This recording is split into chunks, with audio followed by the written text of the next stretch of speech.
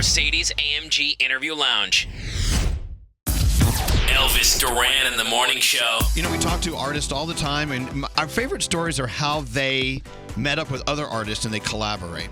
And you know what? Never do we hear the same story twice. Right. This one today, I think it's one of my favorites. Sting and Shaggy are here. Hey, guys. Yay! Elvis in the morning. Here we go. It's on. Sting, this is the first time I've hung out with Shaggy when we were sort of sober.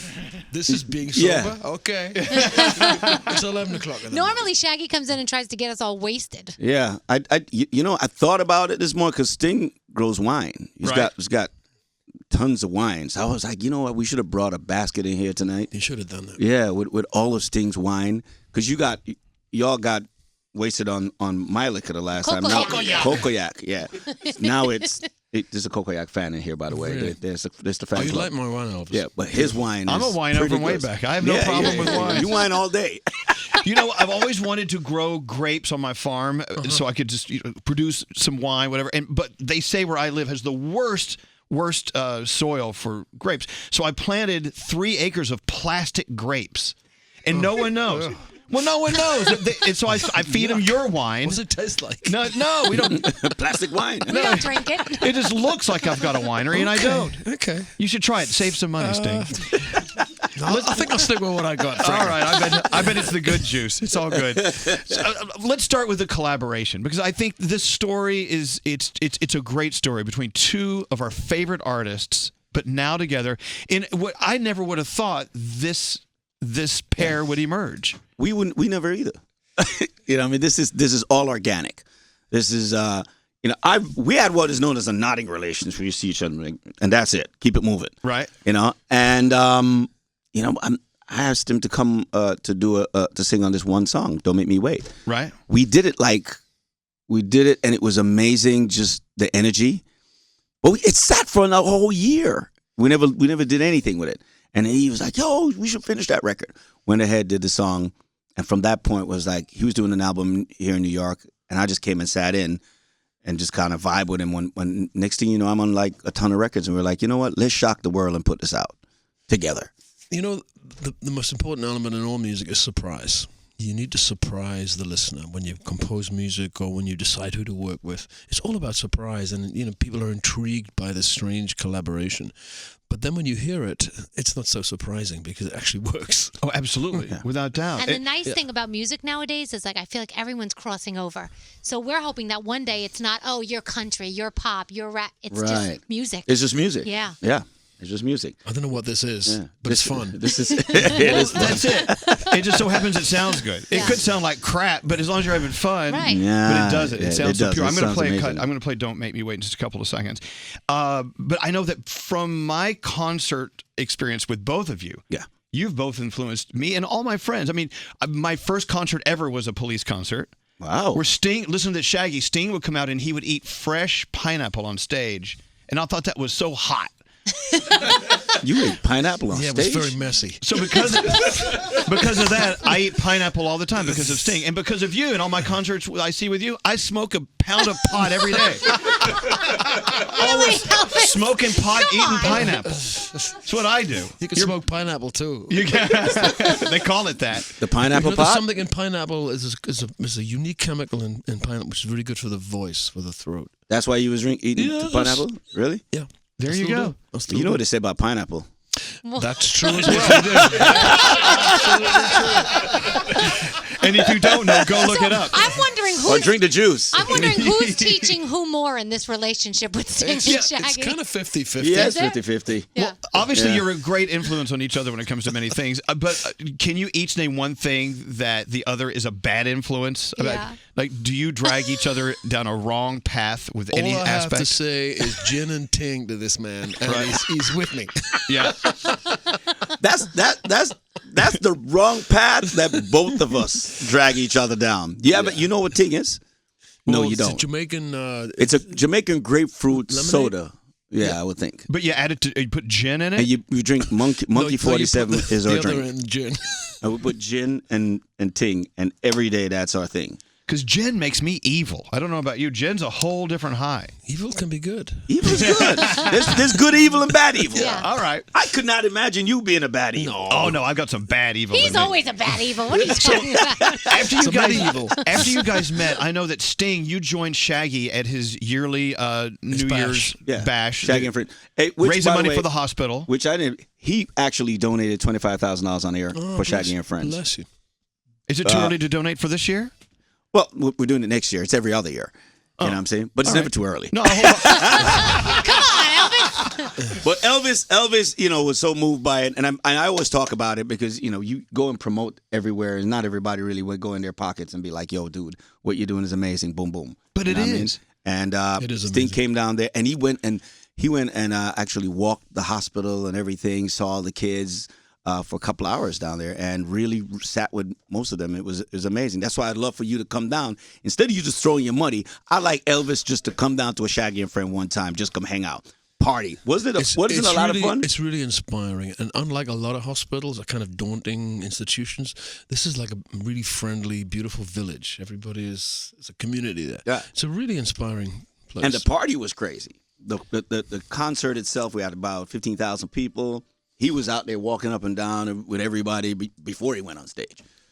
Sting, you do have a reputation for being a guy that just kind of just hangs out with the people. There are a lot of institutions in our business who are very standoffish, and rightfully so. I mean, it can be a frightening world out there. But every time I've seen you in one of our industry type events, you seem just to want to fit in, like being here in New York. You just fit right in without. I have citizens' rights wherever I go, so I can walk freely on my own without a posse or bodyguards anywhere I choose to. And I think New Yorkers especially appreciate that. So that's a cool guy. He doesn't need the posse with him. He's just they say hi, say I like you or you suck, whatever. It's just it's a natural thing. I feel very comfortable in New York City. But he likes walking too. I have to walk. He every day. enjoys walking. Like he changed my my creative process starts at 2 a.m. Elvis. Yeah. You know what I mean? Then I got to wake up and come to your show early. You know what I'm saying? Sorry. And then I got to act like I'm really, really alive. You have us fooled every time. Yeah, he has me. But for him, we have to get up early in the morning. We have breakfast at his house, and then we read the paper, and he does a little crossword puzzle thing because he's addicted to it. Crossword puzzle. Actually, anyway, carry on. Anyway, and then we walk to the studio and we create from in the morning, and by 6 o'clock, office hours. Yeah, that was a big change for me. But he walks there, and it's just that New York thing about it. And when he stops to have a to take a picture with somebody, he's not just taking a picture; he's having a conversation with them. Not a lot of people. Saying, why do you want to take a picture? Yeah, you sit there, have this. Look at that. And he goes through a whole conversation. So one of the big things that I admire about him is humility, because he's a larger than life figure, and he's always just really down to earth and cool with people. But I think that's what makes you have longevity too. Longevity, Not just the music, which is amazing, but how you are as a human being. And I think a lot of these artists that have these reputations of being, not so nice, maybe they won't be around as long. You know what I mean? Maybe not. I think it's a simple rule in life you should have, and it's so simple. Music, please. Well, just treat people as you would like to be treated. Yeah. It don't get Bravo. It's pretty simple, right? It's simple. You don't get more complicated than that. Just treat them just the way that you would like to be treated. Danielle, what we're seeing right in front of us, let's talk as if they can't hear us. Yeah. I mean, you can see the two of you just talking in a conversation, there's collaboration going on. So when you guys are in a studio or when you're just hanging out writing songs together, what's it like? Who takes charge of what? I mean, take us into a writing session. Give us an example of what it's like to be there while you two are collaborating. There is no one blueprint or template for any of the songs. They're all created differently. But for example, the first song we wrote together was Morning is Coming. And I came in with more or less a finished song, an idea, a theme. Mm-hmm. And I played it to Shaggy. I said, okay, you've heard the theme. It's about a nightingale waking you up in the morning. It's too early. What's he saying? I want to hear your take on that. I want to hear your viewpoint here. And so he goes away, comes back, adds a verse. So we have a 3-dimensional look, a conversation between two guys about one subject. Wake up, it's a beautiful day. Here he goes. Wake up, don't you hear what I say? Cause I'll be rocking in my shoes to the sweet reggae groove, and ain't nobody gonna spoil my mood. That's it. How much do you love him? Whenever he sings, he raises the energy of a track, and therefore forces me to raise my game too. So Right. I really love that very genial competition between the two of us, and I hope I raise his game as well. Absolutely. Music must adjust your mood, bro. Your mood. If you don't put your heart into whatever is it you're singing, you must feel my passion through my recordings. You must feel my passion through my voice. I mean, and it should do something to you when you hear it. If it's not doing something to you, then I'm not doing my job. You know, Sting, as long as you've been in this business and making music, what new feeling do you get when you work with Shaggy? Something that maybe you have never really felt with any other artist before now. He's probably one of the most spontaneous artists I've ever worked with. I create in a much more private, thoughtful, anxious way. I don't put anything out into the public domain until I'm very confident about it. This one will create on a dime. And he doesn't mind. He will just do it. And so he invited me into that realm, and it wasn't quite comfortable for me because I'm much more cautious. But once I'd crossed the line, I really enjoyed it, and I found myself creating more spontaneously just because of his influence. So I'm grateful for that. And on the other end, I mean, working with Sting. Well, you mean apart from me doing daytime 9 to 5 work? Yes, exactly. I mean, his instrumentation. He's meticulous, incredibly meticulous on the music, lyric side and everything. Because he's a great vocal producer. We did a song called "Dreaming in the USA," and he had me sing the second verse, and I refused. He first resisted time. for a while, but He came to me and I said, "I'd love for you to just sing these lyrics.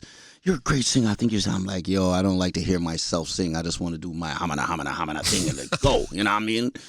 And you know, he was persistent. And I think about the second week or something like that, I say, yeah, give me them lyrics. And I tried him, and he did the vocal production and kind of guided me the way that he wanted to go. And when I heard it after, I was like, wow, this is actually dope, you know? And the instrumentation, if you're making a record with him or a song with him, he hits within the first 4 bars, there's going to be a change. If it doesn't change in the 4, by 8, definitely a change. Surprise. Yeah, you're going to go a key change. It's going to be the drum pattern is going to change. You know, there's going to be strings. Something going to happen. And he's meticulous about how it did. And he'll try 30 times. And he'll even go back to the first one. You know what I mean? But as long as he tries everything. And it's a process you just got to go through it. It almost sounds exhausting in a way. It is. Yeah. But for all the right reasons. It is, because it always comes out better. 9 out of 10. Well, with the album 44-876 out now, of course, we're about to play the single Don't Make Me Wait. Once you both move on to different projects, will you be taking these new stages that you've hit, learning from each other? Oh, yeah. I will never make records the same way again. I told him that. I says there's a different process in my head of how and because I've learned so much. You know? I may have created a monster. Oh, no. Absolutely. Trust us, he was a monster long before you got to him.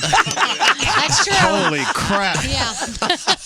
Seriously. Yeah. It's nice to be sitting here where I'm not cross-eyed with Shaggy for once. I didn't know that. I thought Shaggy was twins. I thought there were 2 of them. Yeah. But it works. Congratulations on the success of this album, and of course, like I said, the collaboration, the story there. But you, as individuals, are just such beautiful, beautiful artists. But together, this is wild. This is my favorite musical story of the year. Oh, thank you very much, man. It's only April. Yeah. Well, Or May. It's only May. It's a long way to go. It's May 1st. Long way to go. We've got better stories all the way, I'm sure. But but congratulations, and to have you both here with us is just such a treat and such Absolutely, an honor. man. And we're looking forward to touring it, and it's going out, and we're starting touring June in Europe, and then we're probably going to come back in the fall, North America.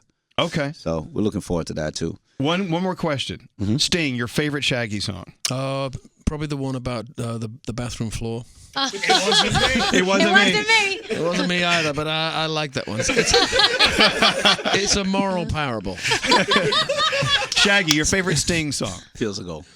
Oh, yeah. Isn't that such a beautiful melody? That's one of those songs when it first came out. I was on cassette, and I listened to that song You're showing our age, Elvis. Please. over and over. It's Yeah. one of those songs I played over and over and over. My neighbors hated me for it. It's still one of my favorite songs. Beautiful. I mean, his catalog is so like. It's funny enough that I keep. Oh yeah, he did that too. Damn. Oh, like somebody played yesterday. "Bed's Too Big Without Me" by what's her name? Another singer, somebody who covered it. It's a big reggae hit, Right? and I was like, "Oh, dude, you wrote that?" Oh, it's like, yeah, I wrote that when I was 23. He's like, "So why'd you write that?" My girl left me. She's sorry now. Okay. Like the catalog of things that he has written, and I just run into them all. I was like, "Oh, word! Ah, yeah, I forgot that you did that too."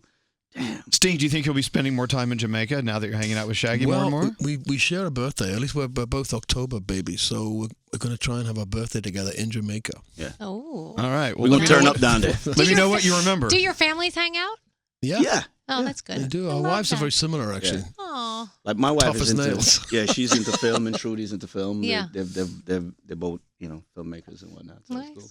Well, thank you so much for coming in, guys. Thanks, guys. What a Thanks for pleasure. having me there, Elvis. Thanks for being ahead, You Shaggy. look fresh from vacation. Look at you. It's all What was you and moisturi- Sharon doing over there, It's all man? moisturizer. Yeah. It's so wild to have a force as huge and powerful as Shaggy stalking you on Instagram.